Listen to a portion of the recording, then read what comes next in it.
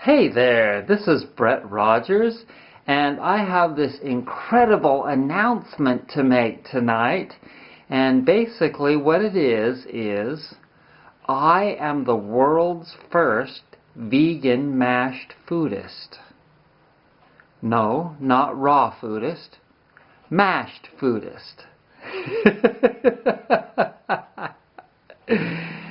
So you may be asking yourself, mashed foods like mashed potatoes, or like hummus, or like peanut butter, or some other nut butter, or what else is a mashed food? Anyways, all I can tell you is that I have craved mashed foods because they're so easy to chew and they're so easy to digest. Bananas are soft. Those are easy to digest. And basically the concept is that when a food has been mashed, you don't have to chew it very much before you swallow it. And then those little tiny particles are so easy to digest that they go right into your duodenum and into your small intestine, and then the nutrition from that food is easily absorbed in your small intestine, and you get a lot more of the vitamins and minerals from the food. And so,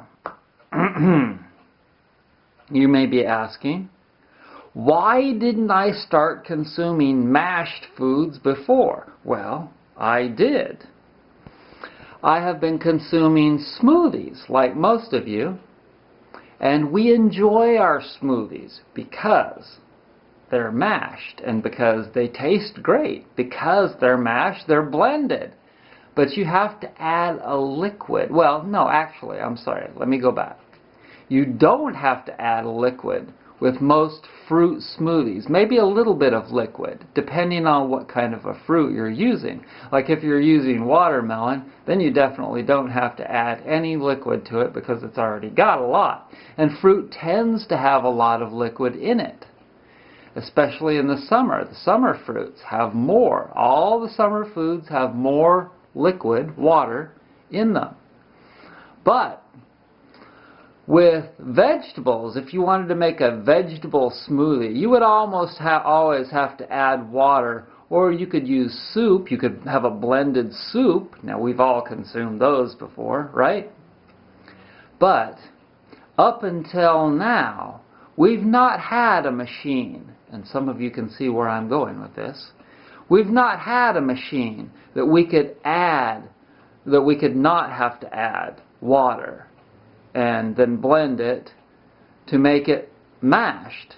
You know, with mashed potatoes, you take your potato masher and you mash it. Now, the Indians in the past, they knew how to mash food because they had a mortar and pestle. And they would just put the food in there and then they would grind it on the stone and then it would be mashed.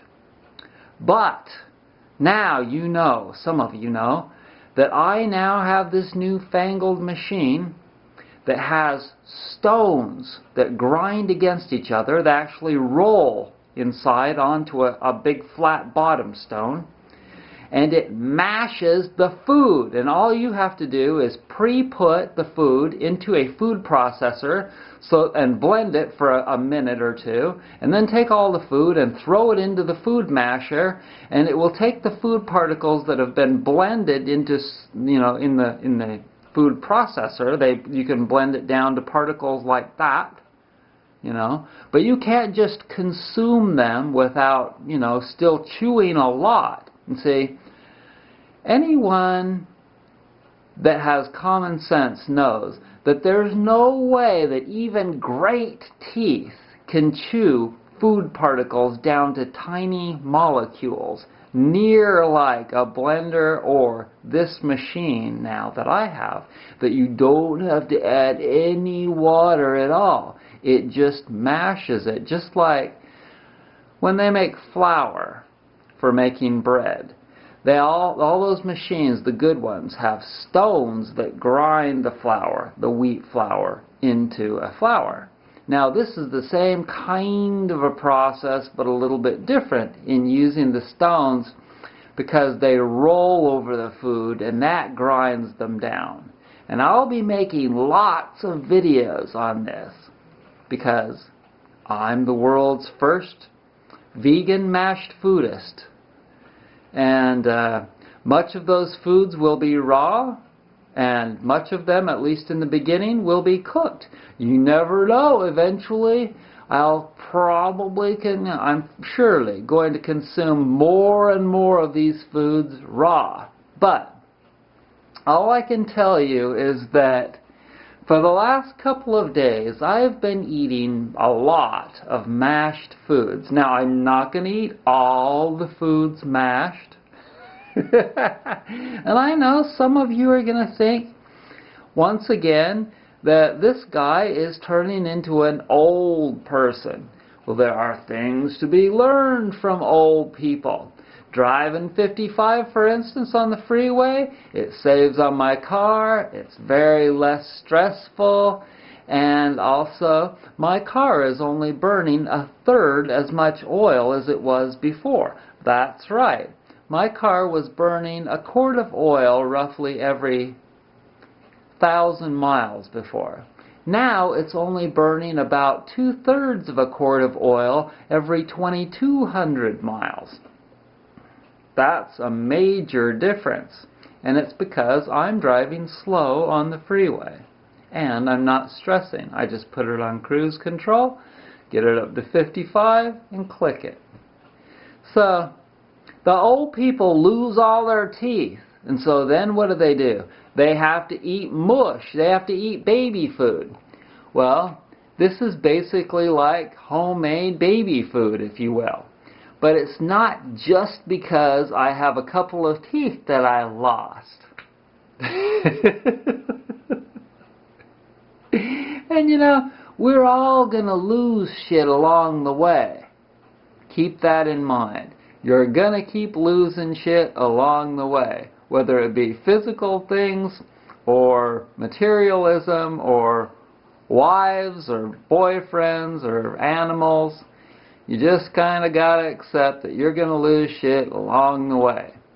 But the nice thing is that if you accept the positive goodies that come with these so-called detriments in life, like for instance this lesson learned in regards to absorbing nutrients from food, then you will benefit. Now you watch. I am going to get so fucking healthy. I mean, I am already feeling it. I am digesting this food like you wouldn't even believe. Like, digestion is a it takes a lot of energy to digest food that's depending on the food, how well it's been chewed, whether it's live or not, etc., etc., whether it's an allergy food. There's all kinds of factors involved in whether you digest the food well or not. But from what I've learned, and it's just kind of, if you think about it, it's just kind of common sense. How well do you think that a person will digest food that's mashed? Totally mashed. No, it hasn't been watered down at all with water. It's just been cooked, and or it's a raw food and it's been mashed down to mush, but it's still got good fiber. Like, you can add as much carrots if you want to it as you want. Anything really fibrous, you can make it so that you've got the firmest poo and you don't even have to wipe your ass anymore. That's how good you can make this stuff. I guarantee it. I am positive. And I'm going to show you. You will see that and you can achieve anything you want with this food, because you can mix and match raw, cooked, beans, nuts, seeds, just vegetables, as much fibrous vegetables as you want, as squishy as you want. You create whatever you want with this just by throwing it in the masher and turning it on. And then, you know how long it takes to eat it? You chew it a little bit, mix saliva with it, and it's down. And you know how easy it is to digest? I'm going to get it down so that I've got the most perfect poops. I'm going to make a video. I'm going to make a video showing you my poops and how perfect they are. And I'm going to entitle it Perfect Poops. You gotta love it. Alright, so now the name of this thing is it's a premier food grinder. And if you go back about 10 videos, I think there's a couple of them left on Amazon for $2.34 plus shipping, something like that. And you can find them. There's a couple of different models. There's a tabletop model that flips. I'm sure it's just as good. I kind of like the model that I have. It's a really simple unit. It's 2 pieces basically that you pull out to wash. And it's such a perfectly awesome design. And simple things are awesome. I love simple things. I mean, if you could have given the Indians one of these things, they'd have just been like happier than pigs in shit. And basically, this thing is so cool and it's so simple that I could probably cut a couple of holes in it and rig it to a bicycle and make it run off human power. When you can do that, I mean, there are certain things that you just look at and go, yeah, we could create that with natural power, or we could run that off solar power, or we can dry that food out with wind and heat. You know, when you can do things by pure natural means, but maybe it's still operated with electricity, then you know that you've got something that's totally natural. And that's what we're shooting for here.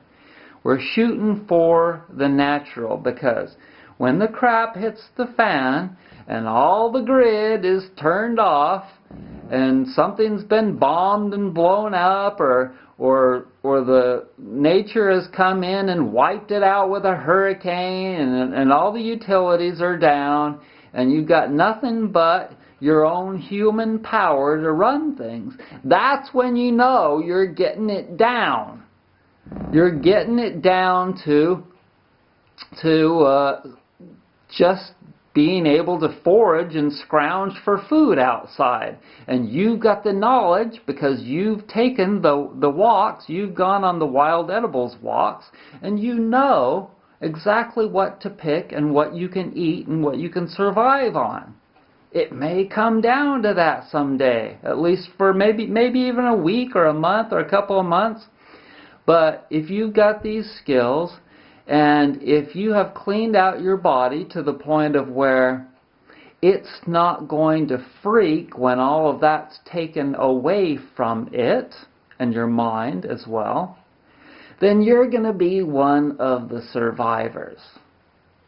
And I'm here to teach the people that are my